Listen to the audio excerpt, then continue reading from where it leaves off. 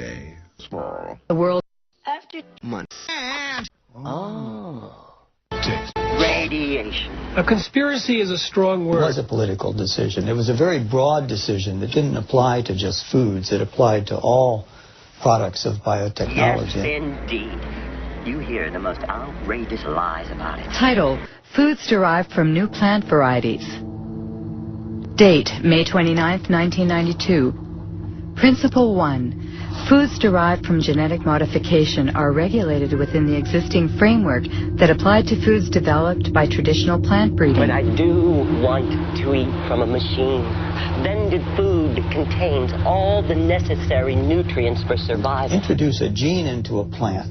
That gene is DNA, and we've consumed DNA. We have a long history of consuming DNA, and Tastes damn good too, by golly. we can establish that that is grass.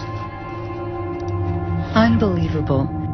What we do know is that the genes that are being introduced currently, to date, using biotechnology, produce proteins that are very similar to proteins that we've consumed for many centuries.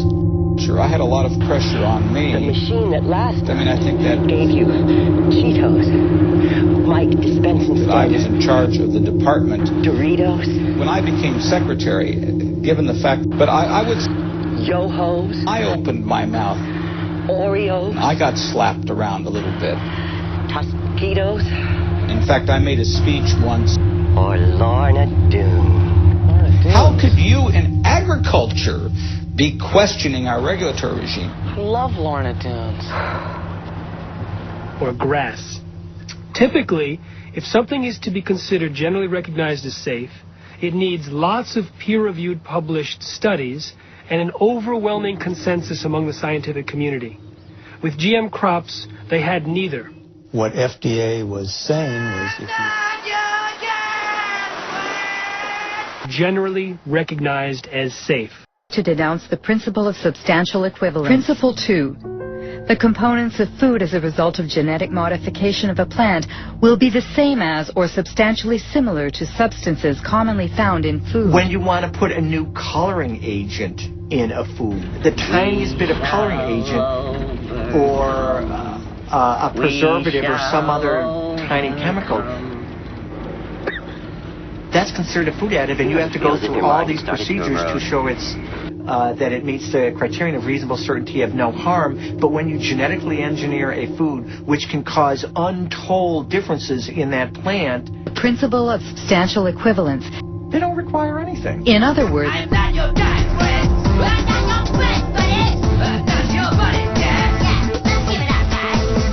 the need for these companies, especially Monsanto, to move their products into the environment quickly with the least amount of government interference.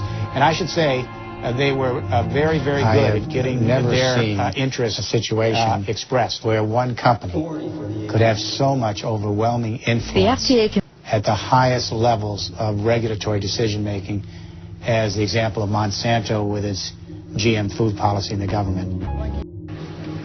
What I'd like to do today is show you some of the steps we go through when we're moving genes from one organism into another. And you'll actually be doing the very little manipulations we do in the laboratory, where we take DNA, cut it apart, mix different pieces together, and then rejoin them, splice them back together.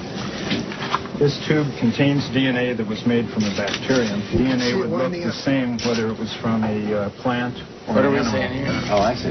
And this will lead you to do what? To have a stronger plant, or a plant that's resists bugs? Hello, In this case, it resists. Before being hired by the FDA, you worked as an attorney for Monsanto during 7 years, didn't you? Well, I was a partner in a law firm with USDA Monsanto. right now a request to I test worked on this some for the first time in a farm in Illinois this year. And apparently the FDA created a new position for you, Deputy Commissioner for Policy. Well, because there was a special need at that time at the FDA because of the new GMOs. it had nothing to do with GMOs. Ah. Nothing at all to do with GMOs.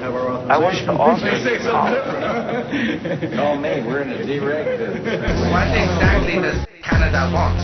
More money. More money.